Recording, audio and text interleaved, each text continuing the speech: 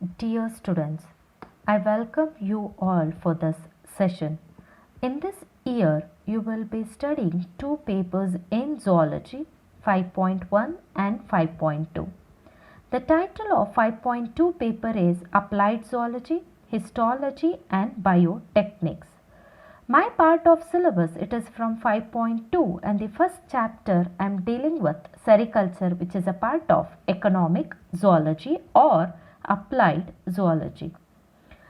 So what is economic zoology? Economic zoology deals with the application of zoological knowledge for the benefit of mankind. Now let's see what is exactly sericulture, components of sericulture, scope of sericulture, rearing of silkworms, all these concepts which come under this chapter.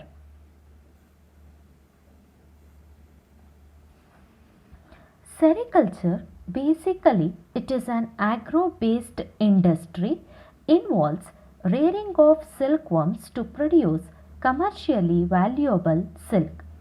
Rearing, developing and looking after of silk insect collectively called as sericulture. It also involves rearing of food plants for silkworm, rearing of silkworm for production of cocoons, reeling and spinning of cocoons for production of yarn. So India is the second in silk production and the first place goes to China. So silk is the secretion from the salivary glands which are found on both sides of alimentary canal of silkworm larvae, and this secretion hardens into a fine thread, what we call it as silk. Going back the history of sericulture, for the first time around 2697 BC, ancient Empress Lizu, the wife of emperor, discovered the silkworm's thread. Actually, she was drinking tea under tree when a silk cocoon fell into her teacup and the hot tea loosened the long thread of silk. As she made it out, she wrapped the silk thread around her finger. When silk ran out, she could able to see the larvae which produces the silk. Later on, she taught this to the people and it became widespread. Now, coming to the scope of sericulture. High employment potential. 60 lakh persons are engaged in sericulture activity. So it is a kind of employment in rural areas, nothing but the development of rural areas. Village economy.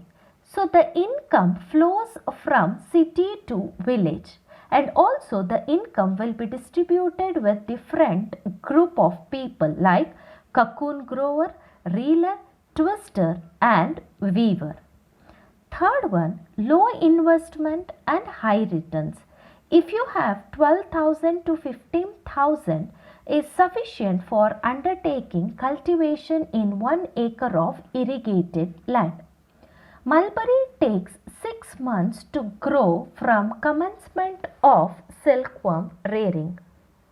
So once you plant the mulberry, it will go on supporting the silkworm rearing year after year for 15 to 20 years. So 5 crops can be taken in 1 year under tropical condition. Next one, it is women friendly occupation. 60% of the women they are employed in sericulture activity. It may include mulberry garden management, leaf harvesting, silkworm rearing which is effectively done by women. So sericulture it is an eco-friendly activity. Next it is the component of sericulture. The component of sericulture which involves 3 important things. First one, moriculture. Second one, silkworm rearing. Third one, post-harvest silk technology. Moriculture, it is nothing but cultivation of mulberry. Second one, silkworm rearing, which includes grainage, charkey rearing, adult worm rearing.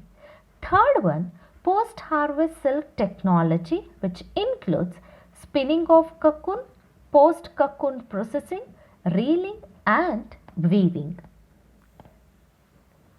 So the next concept, it is types of silkworm. There are two important types of silkworm, that is mulberry silkworms and non-mulberry silkworm. The name itself has its meaning, that is mulberry silkworm. Those silkworms which eats mulberry leaves as the food. Example, Bombyx mori.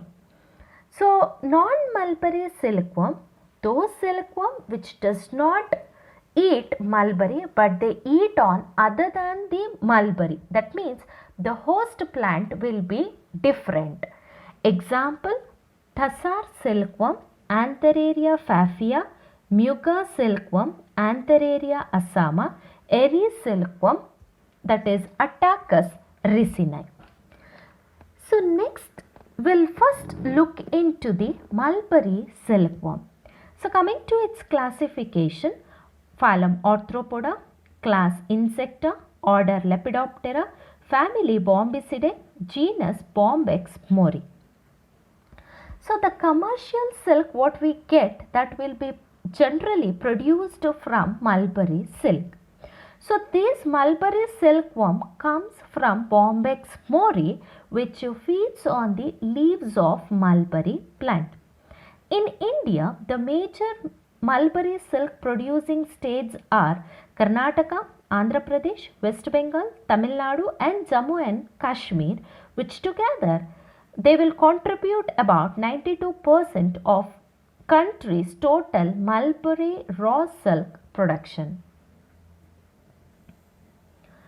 So, types of mulberry silk cocoons. Example, pure Mysore and NB18. See here, when you look at the pure Mysore cocoon, it's elliptical or oval cocoon.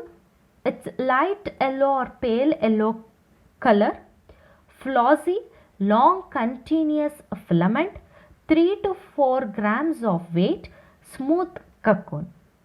NB18, white colored cocoon, non-flossy in nature, dumbbell shape having a constriction in the middle.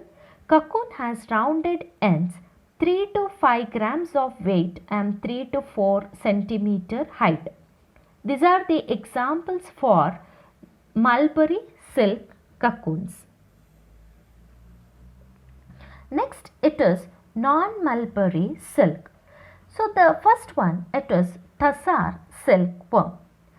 Tassar silk, it is generated by the silkworm Antheraria millata or Antheraria fafia, which mainly feeds on the food plants, that is Terminalia species or Terminalia arjuna or Terminalia tomentosa. So here in this case, what they do it is, the Tassar silk culture, it is the main occupation of tribal community in India. So the female moths, they are allowed to lay eggs in a small basket. The eggs are collected and tied to the trees so that the hatched silkworms, they crawl up to the leaves of the food plants. The larvae pass 4 mouths to complete their larval life. At the end of the larval period, the larvae spin a cocoon with a long peduncle. So this is a very important character of a Tassar cocoon, that is, it is commonly called it as pedunculated cocoon. So you can see the cocoon there. Cocoon, it is of hen's egg size, weighs about 5 to 6 gram and it is called as pedunculated cocoon, grey tanned and non-flossy. And this Tassar silk, it is less lustrous than mulberry silk. Tassa silk is mainly produced in the states of Jharkhand, Chhattisgarh, Orissa, Maharashtra, West Bengal and Andhra Pradesh. Next one, which is we call it as native of Assam, that is Muga silkworm. So it is a semi-domesticated silkworm, what we call it as Antheraria assama. So the caterpillars, they will feed on the host plant, that is Macellus bombicina and Litacia polyantha, commonly call it as salu and som. So these here also, the female is tied to a basket for laying eggs and they are reared outwards on the trees of host plant. So this golden yellow color silk, which is a pride of Assam and native of Assam. The silk produced is known for its glossy fine texture and durability. So you can look at the picture of a cocoon which is having a very weak peduncle, not it as prominent as in the tassar. Golden yellow colored cocoon and it is a flossy cocoon. The next one, that is eri silkworm, and the culturing of eri silk, what we call it as eri culture. It is commonly known as Iranti and it is a household activity and it is also practiced from the tribal community. And the eri silk, it is the product of domesticate silkworm Philosomia ricini or Attacus ricini, and the host plant of eri silkworm, it is the castor leaves. Here also the hatched larvae, they are mounted on castor leaves. The worms undergo 4 molts during its larval period of 30 to 32 days, and the eri silkworm are very hard and they are not susceptible to diseases. And here you can see the eri silk cocoon, which are white in color. Filament, they are not continuous. Elongated cocoon with pointed ends, and the peduncle, it is absent in case of eri cocoon. The next very important concept, that is Oltanism. So here different races, they are raised depending on climatic condition. Number of generation that is completed by the silkworm race in a year is called as Voltanism. So here there are 3 different types: uni-oltine, bi-oltine and multi-oltine. First one, that is uni-oltine. The race of silkworm by which only one crop is taken in 1 year. So in cold countries like Russia, Europe, they rear uni-oltine race during summer. So here what happen it is, eggs will enter diapause during winter. That means there are 2 different types of eggs, that is diapause and non-diapause.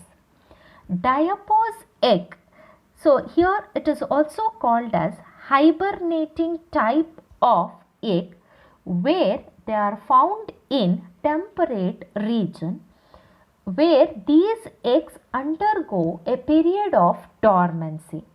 In this period, all the embryonic development is arrested or stopped because of unfavorable season. Second one, in case of bi-oltine, it is nothing but 2 crops per year. That means the species producing 2 generation per year. The races of silkworm which completes 2 generation or life cycles per year. In this case, here there will be alternation with, that is diapause and non-diapause stages. It is also called as non-diapause eggs, they are called as non-hibernating eggs. So the silkworms of tropical and subtropical regions like India, they will lay that is non-diapause type of egg. So third one, it is multi-voltine. That means which producing more than 2 crops per year. In India and other tropical countries, mulberry silkworm races, they will lay egg which do not undergo diapause. So that what we call it as multi-voltine races. Thank you.